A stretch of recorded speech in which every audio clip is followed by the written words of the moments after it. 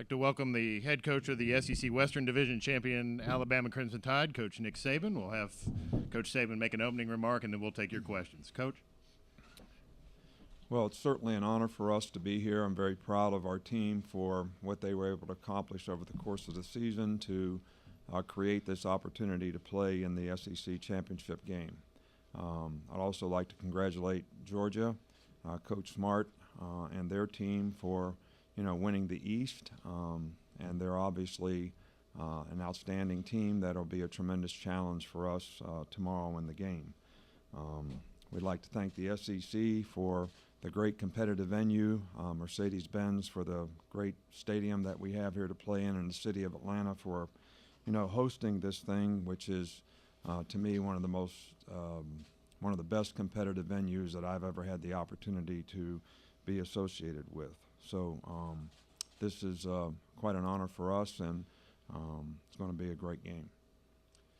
Thank you, Coach. If you have a question for Coach Saban, please raise your hand. We have microphones. Amy and Emma can get a microphone to you. Again, please give your name and affiliations. So we'll open it up for questions for Coach Saban. All right, Amy, we'll go down here on the very front row. The front. Murray.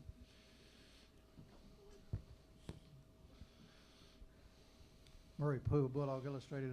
Coach, with the great success you've had throwing the ball this year, and Tua having such a great year, how pleased have you been with your three running backs? Not quite in the limelight they've been in the past, maybe, but what do you feel about their performance this season? Well, we feel like that having the opportunity to create balance on offense is really a key for us. We have made a lot of explosive plays in the passing game, but we feel like in a game like this, especially being able to control the line of scrimmage and allowing some of the running backs that we have to contribute in a positive way is going to be a real key to our success because, for us, having balance on offense is always when we play the best. Coach, we'll go over to our left side about 3/4 of the way back. AJ Spur, 90.7 WVUA. Coach, with Tua having such a stellar second half in the national championship game, in this venue against this team, do you feel that there's any added pressure on top of Tua to perform against the same team in the same venue? Not really. This is a new game, new season, new team, new opportunity. There's a lot of things for us to look forward to here. I think the key to these kinds of games is you're always focused on what's right in front of you, not something that's happened in the past or even something that could possibly happen in the future. And I think you got to play these games one play at a time, and it's important that every player on the team have that kind of focus, and I think it's going to be important for Tua to have that focus as well. Questions, raise your hand. We'll get a microphone to you.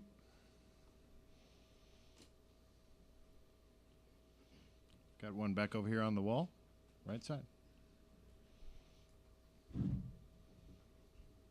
Greg Collier, Action Sports and News. Coach, to finish a season, start the season number one, finish the season number one is a remarkable feat in itself. Winning national championships you've already done, but does it mean more to you to win it as an undefeated national champion or just a national champion? Well, I think, obviously every game that we play, we go into the game trying to prepare our team to play as well as they possibly can, and the ultimate goal is to have success in that game, which is usually defined by, whether you won or lost the game. So, we certainly want to win every game that we play. We're always looking forward to the next opportunity that we have. Sometimes, teams respond a little better when they don't have success to some of the things they need to do to improve on. I think it's very difficult sometimes to deal with success and be able to continue to focus on the things you need to do to play well, psychologically at least. And that's always been a challenge for us and our team, and it's been a challenge for our team this year. So I don't think it matters, one way or the other. I think we're in a situation that we're in right now that if you want to control your own destiny, you need to be able to continue to have success, and I think that's what we try to focus on. Coach, we'll go back over here to our left. Paul Newberry from Associated Press. You touching on that, wanting to control your own destiny. Do you think at all about playoff scenarios and even the thought that y'all could even lose this game and still make the playoff? And you've gotten in a couple times without winning the SEC, obviously. Well, I think, our total focus is on this game. We're going to play against a really good team. It's going to be important for us to play as well as we played all year long and do it for 60 minutes in the game, every minute in the game, probably. So that's where our focus is. I don't really spend a lot of time thinking about what ifs, which, that would be a what if this happens. So not really, no. We like to focus on the game. I think it's only fair to our players as coaches, as people in our organization, and for each one of them to stay focused on what they have to do that's right in front of them, which is, this particular game against a really good team. Coach, we'll go back over to the right. Mike? Mike Griffith from Dog Nation. Coach, your team statistically has been the most dominant in SEC history, just from a number standpoint, the average margin of victory and winning by 20 points 12 consecutive games. Has it felt like that during the regular season, and do you have concerns because your team has been largely unchallenged most of the season in the second half of football games? Well, I think that, we're certainly happy to have been able to do the things that we're able to do throughout the course of the season. You never know how your team's going to respond, but if you focus on the next play, you're not focused on the scoreboard. You're focused on not really even winning or losing, but how do I execute on the next play, which is really what we try to get our players to do. Then that play becomes the most important thing. The circumstance of the situation in the game really doesn't. All right, so hopefully, we've been able to drive that home with our players so they can stay focused even if they are in a tight game, and play the situation that is presented to them in a positive way. Okay, we'll go back over here to the left. 3/4. Coach, can we get an update on Bugs after hyperextending his knee in the Iron Bowl? Yeah, he practiced every day this week, and I think he should be fine for the game. Coach, we'll go over here to our right. Dennis? Nick, what's the latest on Tua's knee? The brace is off for the last 2 games, but he did say this week it's not fully recovered. It's getting there, but it's not fully recovered. Well, from a medical standpoint, they didn't feel like he needed to have a brace on his knee any longer. He looks like he can run efficiently and effectively. He doesn't have a lot of pain or anything like that. So as far as I'm concerned, as far as we're concerned, he's medically cleared to play, and he's never ever thought that where he is right now has any effect on his ability to play. Okay, Coach, we'll go over here on the left side, midway back. Coach Cody Chaffins, Fox 5 in Atlanta. As you look at this Georgia team on film, a lot of the same players, but is there anything that stands out to you that they're doing much better than they were when you guys faced them in January? Well, I thought they were a very good team, a year ago, and I think that they present a lot of issues and problems for you on both sides of the ball. They're very well coached. They do a good job of executing whatever it is they're called on to do. I think offensively, they made a lot of explosive plays, and they've been able to control the line of scrimmage and run the ball effectively. And the quarterback, whichever quarterback has played, certainly has done his role extremely well. Jake's played really, really well for him, and when number one comes in, he does a really good job of executing his role, and it creates some preparation issues for you when you try to defend that. They still play really, really solid, sound, good defense all the time. They're physical. They run to the ball well. They got good team speed, and they played especially well in special teams. So this is a complete team that we're playing, and I think they've made improvements from a year ago. Okay, Coach, we'll stay on this right side along the wall. Brandon Sudge, Macon Telegraph. Coach, as you speak about special teams, how important is that in a game like this that could be closely contested, and also on Georgia's end with Michael Hartman, what type of challenges does he pose in the on punt return? Right. Well, to me, you want your special teams to be able to control vertical field position in the game. Your specialists have to execute to be able to do that, and that's not just your punter and kicker, but it's also the skill guys who are the returners. And, you know, Miko Hardeman is as fine a returner as I've seen anywhere in the country. You know, this year he's very explosive. He's very fast. If he gets a seam, he can certainly accelerate through it, and he's made some big plays in that regard. And so it's going to be important for our specialists to execute, but it's really going to be important for our cover teams to control, you know, him. And I think in close games, special teams always has a huge impact, you know, on the outcome of the game. It could be field position or it could be an explosive play that makes the difference. Coach, we'll go back over to the left, 3/4 of the way back. Ben Jones from the Tuscaloosa News. Last night on your radio show, you talked about some of the adversity that your team has overcome this year. I was wondering if you could talk a little bit more about that, because at least on a superficial level, some people might look at a team that's won every game by 22 points and think that it hasn't gone through a lot of challenges.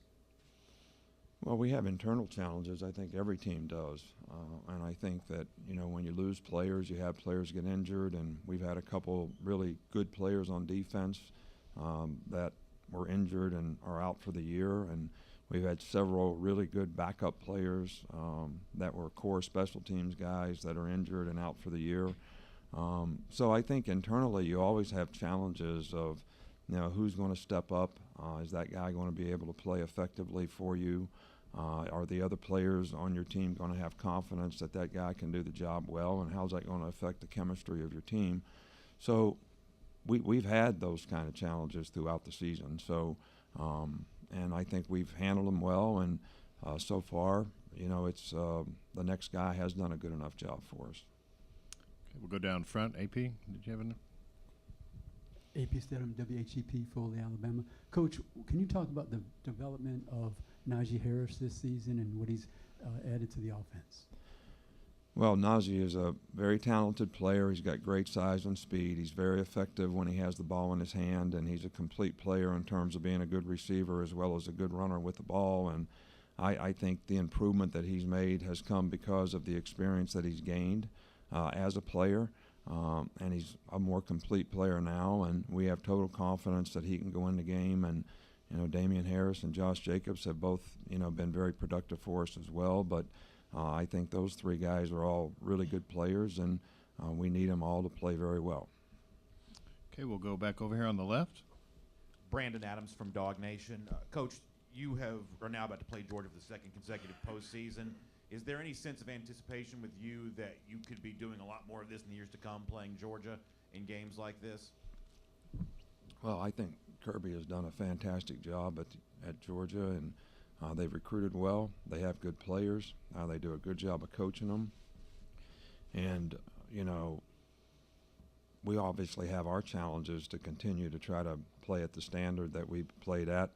And that's something that we're going to focus on. But I have no doubt that they'll continue to have a very, very good program because I think they've established that, and I think they'll continue to do well in the future. Coach, we'll go right down here, front or left. J.D. Murray, the Red and Black. Coach, obviously Georgia got a look at Tua in the second half of last year's national championship game. How does that affect your preparation at all, and do you think that gives them any kind of advantage, knowing that most of the teams you faced hadn't seen much of him before? Well, most of the teams we played this year, you know, we played against last year. So, you know, I think the fact that we played Georgia last year, we learned a little bit about them. I'm sure they learned a little bit about us. And I think, you know, you always take some of those things into consideration, you know, when you plan for this year's game. What worked well, what didn't work well, what do we need to change, what can we fix, what can we do better. That's the first thing we do after any game that we play is, you know, analyze, you know, if we played this team again, what will we do differently? So I think the answer to the question is probably yes. But at the same time, I think it's important that you do what you do well. And your players have confidence in it, they understand it, and they got to be able to go out and execute it. So I think when you make a lot of changes sometimes, you know, maybe you're not as effective in terms of your ability to execute. Here's we'll go to our far left over here, Scott. Hey, Nick, Scott Rabelais with the Baton Rouge Advocate. Kirby is one of many former assistants you've had who've gone on to become head coaches. What qualities do you look for when you're hiring an assistant, and what things did you see in him when you hired him at LSU that maybe might have led you to think if not then, but later on, that he might get to a level like he is now? Well, first off, you want to hire people that are knowledgeable, which usually means they're bright. Kirby is certainly very bright. You want to hire people who are a good fit on your staff. That means they're going to get along with the other people that you have working, so you work well together, as a group. And you want to have people that have goals and aspirations for what they want to accomplish and what they want to do, because that's going to motivate them to do a very good job. And Kirby did an outstanding job for us for all the years that he was with us, and I think the record sort of speaks for itself, and whatever he was responsible for was, very, very efficient and successful. So, but those are the qualities that we try to look for. And, we've been fortunate to have really good assistants. We've been fortunate to have people who work well together in our program, and I think all those people have really made a much greater, more significant impact on we've been able to accomplish than sometimes they get credit for. Coach, we'll go back over to the right, the middle. Ross. Ross Dellinger, SI. Nick, I want to take you back to your first SEC championship game in 2001 with LSU and Tennessee. At halftime, you were down big, didn't have your starting quarterback, starting running back. Can you kind of take us into that locker room as a young coach and the adversity that you handled there? Well, you bring up an interesting point. I think in that game, I probably made the greatest blunder of my coaching career. We got behind 14-0 right off the bat. First two times Tennessee had the ball, they scored touchdowns. We got the ball. We got 4th and an inch on our own 29-yard line, after a kickoff. And I say, if we don't keep the ball on offense, we may get beat 100-0. So we went for it. And John Henderson was a nose guard, and Rohan Davey was a quarterback. And John Henderson knocked the center back about to where we got in the huddle, and we didn't make it. And we went in and stopped them on defense, and they kicked the field goal. So now we were behind 17 to whatever. And I'm like, for the next 10 minutes of the game, I'm thinking this is the dumbest thing you've ever done in your coaching career.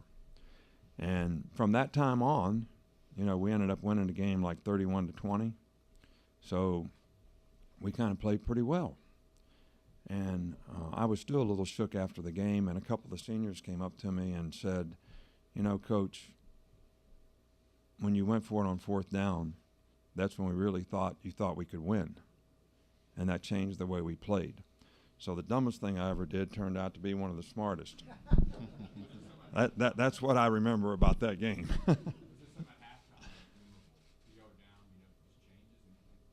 Well, Rohan got hurt in the game.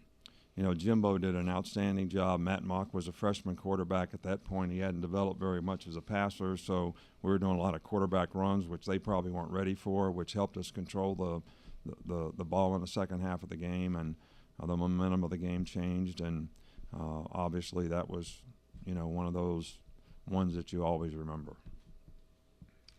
Any other questions? Raise your hand. We've got another one back. We'll stay right there on the wall, and then we'll come back up front. Carl Prather, WAFF TV in Huntsville. Nick, walk us through the progression of Keaton Anderson as a player within your program, your organization, and his potential expanded role for tomorrow. Well, Keaton is a bright guy who has always been a core special teams player, and he's always been one of those players who has worked extremely hard to try to make improvements. He's never, ever gotten frustrated with his role on the team. And he's always stayed focused on what he needs to do to continue to improve and get better as a player. And, this year, because we've lost now 3 DBs and a guy that's suspended for, the first half of the game, his role expanded in the last game, and he did a nice job. And his role certainly may expand in this game tomorrow. But I think it's certainly a great example of someone who showed tremendous perseverance in his career to continue to work, grow, develop, and become a better player. And he played linebacker in high school, so he really wasn't a defensive back. So he didn't have any previous experience, and he's done a really nice job for us. Okay, we'll go back here in front right, Coach, right in front of us. Dave Piper, South Atlanta Radio. Coach, Christian Miller missed a lot of time last season. What has he accomplished this season? He's been one of our most consistent performers on defense. He's understands exactly what his role is and what he's supposed to do, and he's physically talented enough to do it effectively, and he's really played well for us all season long. And by losing Terrell Lewis, in the summertime, who was also a significant player who missed a lot of time last year due to injury, the fact that Christian has stepped up big for us this year has been really important. Okay, last call for any questions. If you've got a question, raise your hand. All right, Coach Saban, thank you for your time. All right, thank you. And I would like to say that, I know you all think I don't like the media, but that's not true. I think you do a tremendous amount of good things to promote our game for our fans, the people who support college football, the interest that is created in college football. I think all of you do a marvelous job, at that. And I certainly appreciate what you do, and thank you for that. Thank you. Thank you, Coach.